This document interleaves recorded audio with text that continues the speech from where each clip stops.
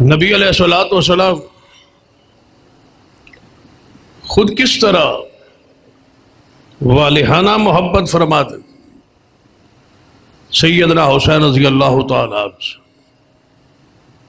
تو کیا ہر وہ چیز ہمیں محبوب نہیں ہونی چاہیے جس سے رسول اللہ نے محبت کی؟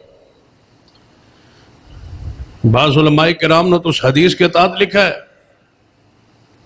صحابہ رسول فرماتے ہیں کہ میں نے نبی علیہ الصلوۃ والسلام کو دیکھا، گوشت کا سالن تھا، شوربہ تھا، اور اس میں کدو کے ٹکڑے جو ہے وہ کدو ڈالا گیا تھا۔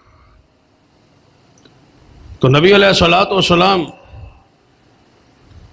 گوشت کے شوربے سے کدو کے ٹکڑے تلاش کر کر کے ڈھونڈ ڈھونڈ کے کھا رہے تھے۔ فرماتے ہیں اس دن کے بعد مجھے کدو کی سبزی سے محبت ہو گئی، پسندیدہ ہو گئی، اس لیے کہ رسول اللہ نے اس کو پسند کیا۔ جب ایک سبزی، ایک کھانے کی چیز رسول اللہ سے محبت کرے تو اصحاب رسول اس محبت میں، تابعین اس محبت میں اس سبزی سے محبت کرنا شروع کر دیں، اس چیز سے محبت کرنا شروع کر دیں۔ سیدنا ایوب انصاری رضی اللہ تعالیٰ عنہ فرماتے ہیں جب رسول اللہ صلی اللہ علیہ وسلم میرے پاس مہمان ٹھہرے ہجرت کے وقت، ابو ایوب انصاری رضی اللہ تعالیٰ، تو میں کھانا پکا کے رسول اللہ صلی اللہ علیہ وسلم کو جا کے دے آتا تھا، آپ اوپر والی منزل پہ رہتے تھے۔ تو ایک دن میں نے خود تو جا نہ سکا، میرا بھائی جو ہے وہ حضور کے سامنے کھانا پیش کر، اور کوئی چیز پکانے والی نہیں تھی، گھر میں موجود نہیں ہوگی، تو ہم نے لہسن کو، تھوم کو پکا لی اور وہ نبی علیہ الصلوۃ والسلام کو پیش کیا۔ تو سیدنا ابو ایوب انصاری رضی اللہ عنہ فرماتے ہیں کچھ دیر بعد جب برتن ہم واپس لینے گئے تو اسی طرح سالن موجود تھا، آپ نے کھایا ہی۔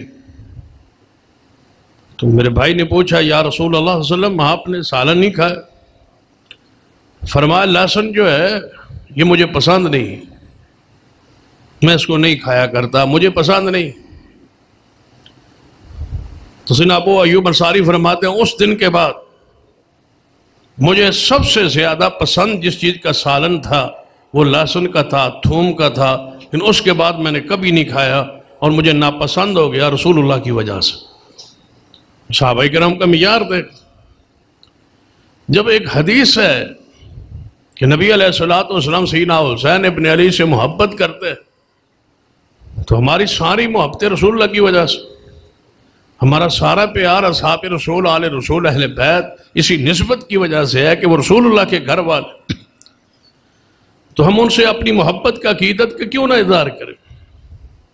کیا جس کو رسول اللہ نے جنت کے نوجوانوں کا سردار کہا ہو، جس کی شہادت کی بشارت خود رسول اللہ نے دی ہو، جس کے ہونٹوں کو برہا مرتبہ رسول اللہ نے چوما ہو، جس کو رسول اللہ صلی اللہ علیہ وسلم نے اپنا دنیا میں پھول قرار دیا ہو، جس کے ساتھ رسول اللہ صلی اللہ علیہ وسلم اپنی محبت کا، پیار کا اظہار کرتے ہوں، تو گویا ایسے شخص کے بارے میں تاریخی روایات کو اکٹھا کر کے ان کے بارے میں دل میں نفرت اور قدورت پیدا کرنا کیسے مناسب ہو؟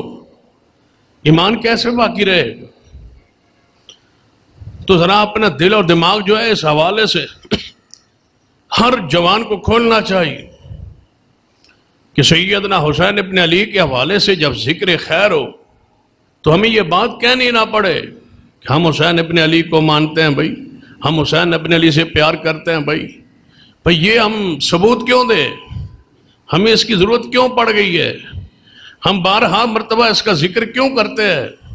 کیوں بار بار تقاریر میں ہمیں یہ یقین دہانی کرانا پڑتی ہے کہ نہیں ہم حسین سے محبت کرتے ہیں، پیار کرتے ہیں، جس طرح دنیا مانتی ہے کہ ہم صدیق سے پیار کرتے ہیں؟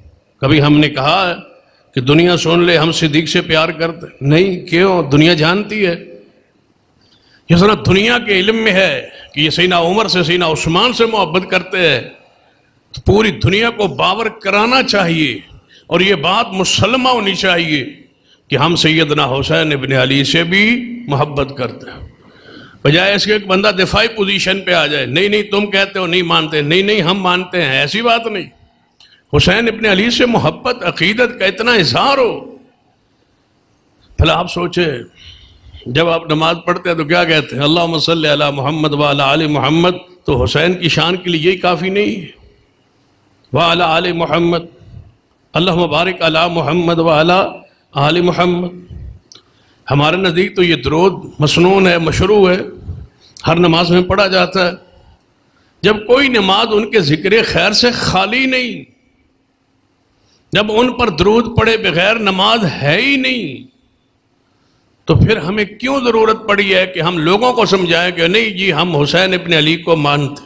اتنا تذکرہ ہو، اتنا ذکر خیر ہو، یا اس طرح سمجھ لیں کہ بہت سارے واقعات جو سیدنا صدیق رضی اللہ تعالیٰ عنہ کی طرف منسوب ہے، سندن ثابت نہیں. ہم دفاع کرتے ہیں صدیق کا کہ یہ بات صدیق کے حوالے سے ثابت نہیں. ہم کہتے ہیں یہ باتیں سیدنا عمر کے حوالے سے ثابت نہیں، یہ بات جو ہے سیدنا عثمان کے حوالے سے ثابت نہیں. تو سیدنا حسین ابن علی رضی اللہ تعالیٰ کے بارے میں جتنی بھی تاریخی روایات کوئی ایسی مل جائیں جو ان کی شان کو مقام کو مجروح کرتی ہوں، تو کیا ہمارے لیے کافی نہیں ہے کہ حسین ابن علی کو ہم تاریخ میں پڑھیں؟ کیوں پڑھیں ہم حسین ابن علی کو تاریخ میں؟ اگر ایک آدمی آپ کے سامنے 1,00,000 روایات پیش کرے تاریخی سیدنا صدیق کے بارے میں کہ آپ نے یہ کیا، کیا مان لیں گے؟ نہیں.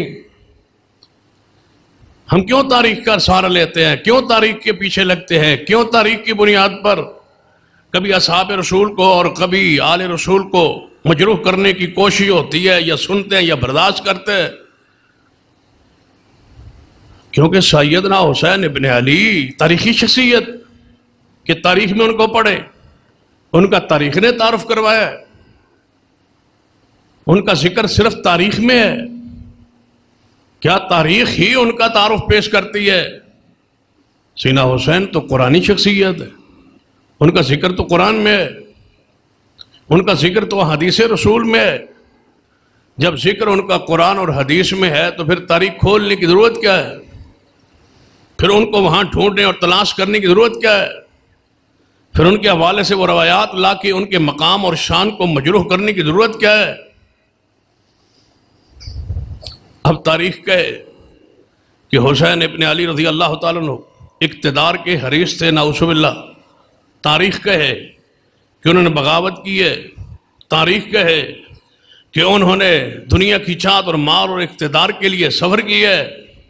یہ ساری باتیں تاریخ میں اگر آ جائے تو کیا ان ساری باتوں کو سمیٹنے کے لیے، بند کرنے کے لیے، اس باب کو کلوز کرنے کے لیے قرآن کی ایک آیت کافی نہیں ہے؟ قرآن نے کیا کہا ہے حسین ابن علی کے بارے میں؟ انما یرید اللہ لیذہب عنکم الرجس اہل البیت وَيُطَهِّرَكُمْ تَطْهِيرًا.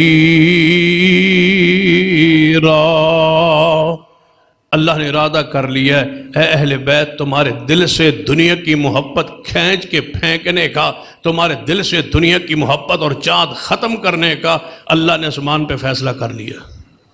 جب رب نے کہہ دیا کہ ان کے دل میں دنیا کی محبت یہ چاہت نہیں ہے،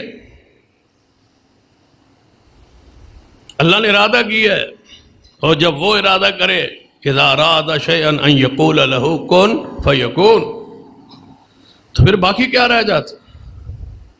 نبی علیہ السلام کی سنت ہے حسین ابن علی سے محبت. باقی سنتوں سے مرتے ہیں نا آپ، ان سنتوں پر مرتے ہیں اور ایک یہ سنت کو قائم رکھتے کہ نماز میں انگلی کیسے اٹھانی ہے، ہاتھ کہاں باندھنے، سنت کیا کہتی ہے. حسین ابن علی کو بھی سنت میں تلاش کرو کہ نبی علیہ السلام حسین ابن علی کی شان کو، مقام کو کس انداز میں بیان کیا ہے. سیدنا یعلا بن مرہ رضی اللہ عنہ فرماتے ہیں کہ نبی علیہ السلام نے فرمایا حسین منی وانا من حسین، حسین مجھ سے اور میں حسین سے ہوں، ہمارا خون ایک. اب بتاؤ کوئی گنجائش رہ گئی ہے کہ بندہ تان کرے؟ حسین تو مجھ سے ہے. جس طرح آپ کہتے ہیں نا میری اور آپ کی بات ایک ہے، ظاہری طور پر دو تھڑ ہے، دل ایک ہے، ہماری ایک ہی بات ہے، جو میں کہوں وہ دوسرا کہے، ہماری ایک بات ہے، مجھ میں اور فلاں میں کوئی فرق نہیں ہے. تو نبی علیہ السلام حسین و منی وانا من حسین، درمیان میں دراڑ کیسے ڈالو گے، فرق کیسے کرو گے؟ رسول اللہ سے سیدنا حسین کو جدا کیسے کرو گے؟ حسین و منی وانا من حسین، رسول اللہ نے جوڑ دیا ہے۔ حسین ابن علی سے محبت عقیدت کا اظہار کیجئے، حسین و منی وانا من حسین، حسین مجھ سے اور میں حسین سے، یہ ہمارا خاندان ایک، ہمارا باپ ایک، ہمارا دادا ایک، ہمارا خون ایک، ہمارا گھر ایک، وہ مجھ سے میں اس۔ احب اللہ من احب حسینا، رسول اللہ فرماتے ہیں اللہ اس بندے سے محبت کرے، یہ دعائے رسول ہے، اللہ اس بندے سے محبت کرے جو حسین سے محبت کرے۔ رسول اللہ کی دعا ہے، تو بجائے اس کے کہ نقائص تلاش کرو، دعائے رسول میں شامل ہو جاؤ۔